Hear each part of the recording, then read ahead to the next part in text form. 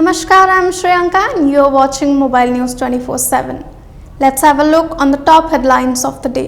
Naib Subedar Nuduram Soren from Mayurbhanj district of Odisha, who attained martyrdom while fighting a marauding platoon of Chinese soldiers at the Galwan Valley in Ladakh in June last year, was posthumously conferred with the Veer Chakra by President. Soren's wife received the award from the President at a defense investiture ceremony at the Rashtrapati Bhavan in New Delhi. With Chief Minister Naveen Patnaik scheduled to lay the foundation stone for the Heritage Corridor project, the three-day-long yajna before Bhumi Pujan of the Parikrama Yojana or the Sri Jagannath Temple Heritage Corridor project is in progress. In the presence of Sankaracharya of Govardhan Peeth, Swami Nishalananda Saraswati, Chief Minister will perform the Purna Ahuti of the yajna on November 24. Benefiting over 8 lakhs people of the district, Chief Minister distributed the Smart Health Card under Biju Swasthya Kalyan Yojana in Rayagada district. Chief Minister also dedicated various developmental projects worth Rs 870 crores through virtual mode. Union Minister for Civil Aviation Jyotiraditya Scindia said the centre plans setting up a greenfield airport at Puri and phase 2 expansion of Jharsuguda Airport apart from making 2 more small airports operational in Odisha. Mr. Scindia said this while attending the Udan Utsav celebrations at the Veer Surendra Sai Airport in Odisha, Jharsuguda. Following Prime Minister's assurance over repealing farm laws, protesting farmers decided to continue with their all-planned programs, including the Sansad Chalo March on November 29. Meanwhile, Parliamentary Affairs Minister Prahalad Joshi said that the date for repealing the farm laws in Parliament would be decided as per procedures, adding that the nodal ministry, the Agriculture Ministry, is already working on it. Defence Minister Rajnath Singh became the second life member of the National Cadet Corps Alumni Association after Prime Minister Narendra Modi. Singh was given life membership of the NCC Alumni Association today. 11 people were injured in an LPG cylinder blast in Nanakramgoda area of Hyderabad.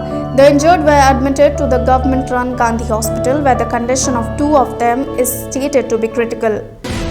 Ahead of the winter session of the Odisha Legislative Assembly, Speaker Surya Narayan Patra convened an all-party meeting on November 29. In a bid to ensure smooth functioning of the proceedings in the House, ruckus will not be entertained during the question hour, to which opposition parties have turned their backs. Prime Minister Narendra Modi will be laying the foundation stone of Noida International Airport in Jewar, Gautam Buddha Nagar of Uttar Pradesh on November 25. With the opening of NIA, Uttar Pradesh will become the only state in India to have 5 international airports. In a major development in OKAK CEO WhatsApp hacking case, the alleged main accused has been arrested from Bangalore.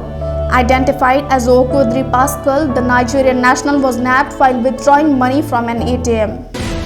The Supreme Court sought a detailed security arrangement plan from the Tripura government to ensure free and fair municipal elections, which is slated on November 25, and also for the declaration of results. The top court also sought to know the presence of the central paramilitary forces so that the same can be deployed to the areas. With Europe again the center of the pandemic, ushering in tighter controls mainly on the unvaccinated across the continent, Austria became the first West European country to re-enter lockdown since vaccination began earlier this year. Stricter rules have already been imposed in Belgium and the Netherlands. As many as 22 students of Bhimsar in Sambalpur district have tested positive for COVID-19 post the annual function. On the other hand, following at least 53 students testing COVID-19 positive in a government girls' high school in Sundargarh, the school will remain shut for a week.